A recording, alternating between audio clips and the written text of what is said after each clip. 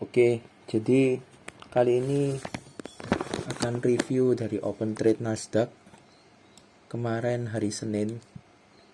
Gimana sih kok bisa loss banyak dan lain-lain? Ya kesimpulannya itu kemarin Senin nyoba Open Trade di London Session juga karena ngelihat dari ya ini. Oke, masuk analisisnya. Jadi di H1 kita lihat terakhir kan market hari Jumat tuh dia bentuk konsol, dia bikin banyak sell side liquidity sini. Nah, sell side liquidity-nya tuh ternyata di swap. Nah, pas di kisaran London jam 2-an itu cari opportunity buat ngebuy di pairing di buy side liquidity. Nah, kita cek.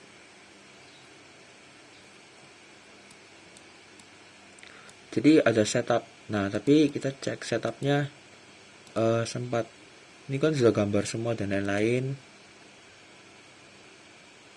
masuk di M1 juga.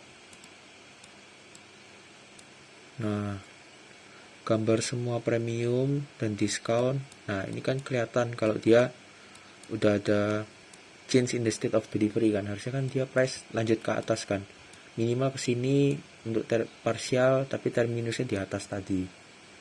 Nah, terus kita cek semua, ternyata price kan kayak masih konsol. Harusnya dia ini ninggalin, ini nggak boleh diambil kan, karena kita pingin dia kalau mau serius ke upside dia ninggalin breakaway gap kan. Nah, tapi ternyata enggak, ini malah diambil lagi. Berarti bisa satu kesimpulan, atau bisa sih dia ambil tapi dia harus jadi mohawk, dia bener-bener langsung terbang tinggi gitu. Nah, bodinya nggak boleh tapi ini ya oke lah, kita bisa ya kena stop loss, tapi kita bisa juga re-entry di sini, stop lossnya bisa bener-bener di bawah, nggak boleh kesana lagi kan. Tapi ternyata market masih kelihatannya sideways. Market sideways, malah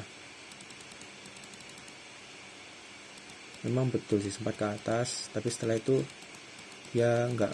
Nah, ini harusnya kan di lift kan, ini jadi breakaway gap gitu, tapi dia tetap diambil. Nah, ini kan sudah indikasi kalau memang marketnya masih mau konsol, tapi malah dipaksa gitu.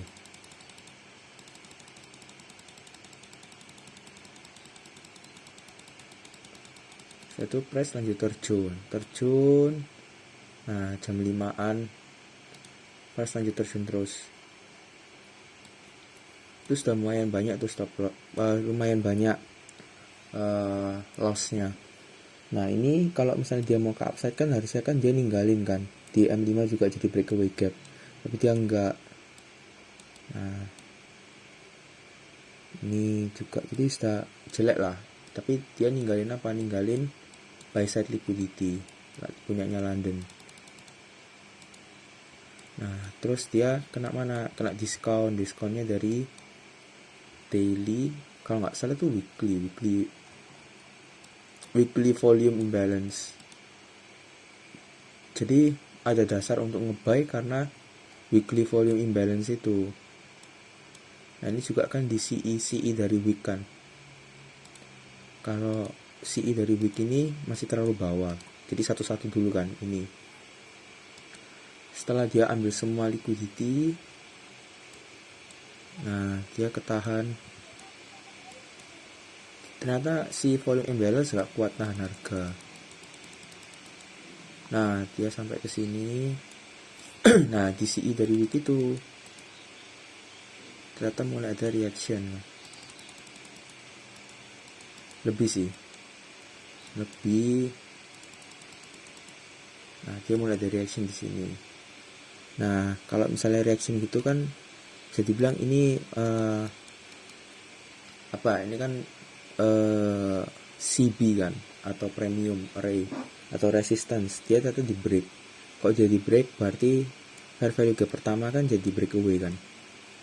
Nah ini bisa dibilang ini jadi titik stop loss kita kan, kalau dia memang niat untuk ke upside. Nah, ternyata price naik terus kan, nggak ke area itu lagi. Nah price ke upside ngambil dari high dari London session. Nah tapi ingat, terminus kita kalau dari 15 minute ada buy side liquidity kan, buy side liquidity yang di atas. Nah buy side liquidity-nya diambil. Nah oke, mulai masuk ke price action. Jadi itu naratifnya seperti itu. Nah di price action gimana, di 9:30 ini biasa AM session dari ICT 2024. Kita mulai masuk ke, jadi untuk bias itu tadi naratifnya bisa jadi bias juga kan, untuk cerita dan lain-lain. Nah 9:30 itu dia baru buka, terus langsung naik ke atas kan.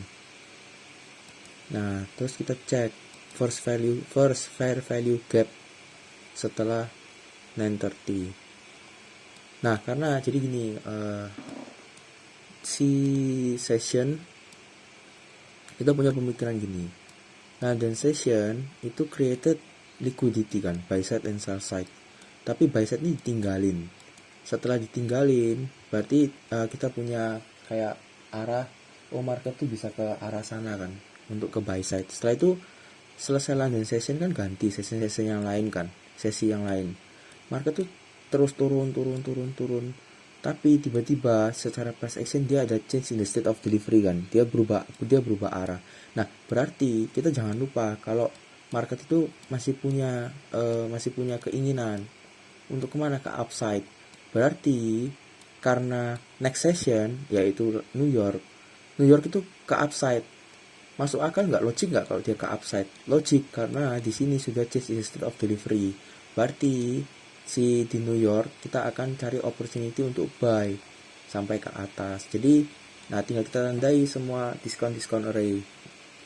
Nah ini jadi BC dan juga, nah ini kan jadi mohawk, meskipun dia nggak lift breakaway gap tapi dia jadi mohawk, dia benar-benar jadi doji lah.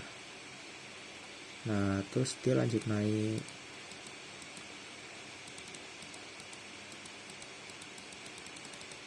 Tuh sampai mana? Sampai jangan lupa terminus kita. Coba kita lihat di 15 menit aja supaya cepat. Nah tapi setelah itu jangan lupa di terminus kita cek itu area apa sih? Itu kan area liquidity. Nah area liquidity ada nggak coupling sama kayak apa ya, coupling sama tambahan kita untuk alasan atau reason untuk bisa short position. Kita cek kan secara lain-lain, ada nggak harga premium. Jadi itu bisa dibilang tuh premium nggak, harga premium nggak gitu. Kita cek. Nah kalau di H4 itu ini kan 50% kan CE dari week. Sorry CE dari week.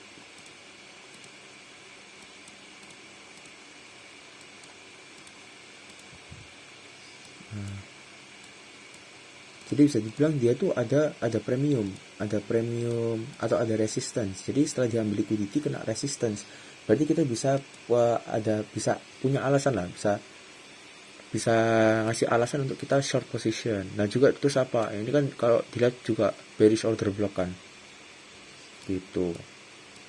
Tapi aku lebih ke model 2024 kan lebih ke week. Jadi aku lebih ke weeknya itu, perhatiin setiap week. Nah udah tinggal dicek, kita cari aja mana price action price action dari short position untuk mendukung kita untuk short. Kalau kita lihat kan ada kita lihat itu di M1, aku lihatnya di 1 minute chart. Nah tinggal tunggu aja timingnya kan bisa jalan. Timingnya di kapan? Di New York Session.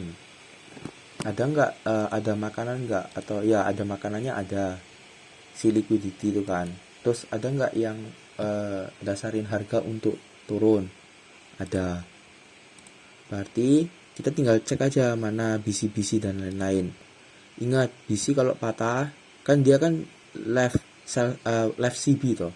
CB itu bisa dibilang itu bakal jadi breakaway gap.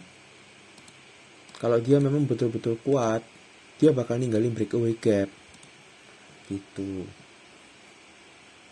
Bisa kita stop lossnya di breakaway gitu bisa. Kalau misalnya price tuh masuk lagi ke sini, berarti bisa dibilang dia akan high resistance liquidity run. High resistance liquidity run tuh jadi price akan ke liquidity sana, tapi dengan resistance yang dia memiliki resistance itu agak ketahan, sulit untuk ke arah sana. Gitu. Jadi bisa kita pasang di sana. Kalaupun dia keambil dan dia bikin doji, ya kita bisa re-entry juga dengan stop lossnya ya di doji itu tadi, doji itu sendiri. Kalau kena stop loss lagi, berarti artinya market memang masih mau ke atas atau dia bakal konsol. Gitu. Itu aku biasanya kayak gitu. Nah, setelah dia patah dan lain-lain, aku yakin pas kenaikan sini aku nge-sell. Stop lossnya di sana. Targetnya, nah ini agak takut-takut kan. Aku target pertama parsial di sini karena ini kan makro atau first fair value gap. First fair value gap. Nah, tapi sebenarnya ya nggak ada alasan juga takut sih. Ini kan harusnya kan first fair value gap ini bisa jadi breakaway gitu. Tapi breakaway-nya di touch lagi tuh. Berarti bisa-bisa lanjut turun. Ternyata benar, price lanjut turun. Sampai kemana? Ya, jangan lupa ini yang tadi di bawah itu. Ini kan masih masuk jam 7. Jam 7 liquidity. Time and price.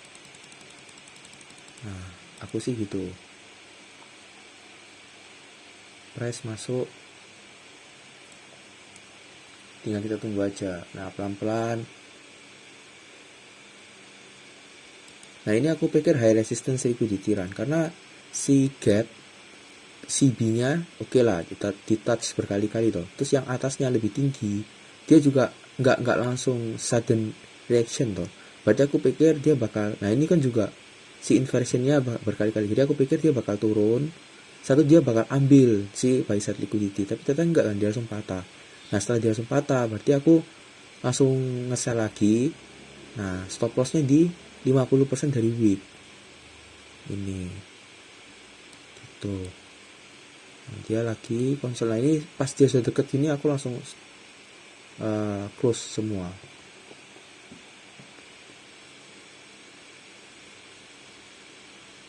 Karena dia ini kan sideways dulu. Tapi setelah itu ya diambil. Setelah diambil ngapain price?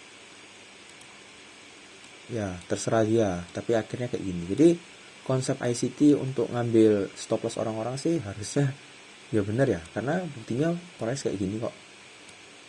Gitu. Tapi apapun tekniknya yang penting sih profit. Gitu. Jadi kesimpulannya kemarin untuk coba-coba setup entry, jadi aku lagi belajar 2 setup entry. Setup entry yang pertama itu yang AM session 9.30an itu start langsung buka itu. Setup entry kedua mau belajar yang di London session. Jadi lebih ke day trade-nya, tangkap ekor dari low atau high dari candle daily. Kalau yang kedua kan manfaatin sessionnya kan. Gitu. Jadi masih coba belajar terus. Harusnya kalau profile, kalau disangkut pautin sama profile, kemarin nih dia kan turun, ngambil liquidity dan lain-lain. Nah, si 930 kan naik, berarti kan profilnya continuation profile. Nah, profile itu kan ada yang kayak gini kan. Dia bikin konsol, akumulasi, Judas swing ini di London, setelah itu dia break kan. Nah, New Yorknya kan gini. Tapi ada juga profile yang satunya. Profile yang satunya tuh kayak gini. Dia konsol. Setelah itu dia patah.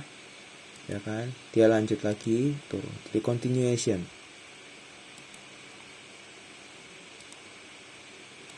Tapi satu bisa aja ke atas, cuman nggak tahu, intinya continuation kayak gitu. Jadi kita tetap aja tandai semua liquidity kan, artinya. Nah, ingat, oh ya, buat diri sendiri, buat Jose, ingat, trading setup untuk sekarang tunggu liquidity. Jadi terserah orang lain mau nggak tunggu liquidity nggak apa-apa, tapi kamu tetap tunggu liquidity. Nggak ada liquidity, nggak ada fase 0 atau nggak ada konsol, jangan entry. Jadi gitu sih untuk hari Senin. Jadi bisa dibilang hari Senin kurang bagus sih, karena banyak tradingku my perform kurang bagus karena banyak lossnya juga.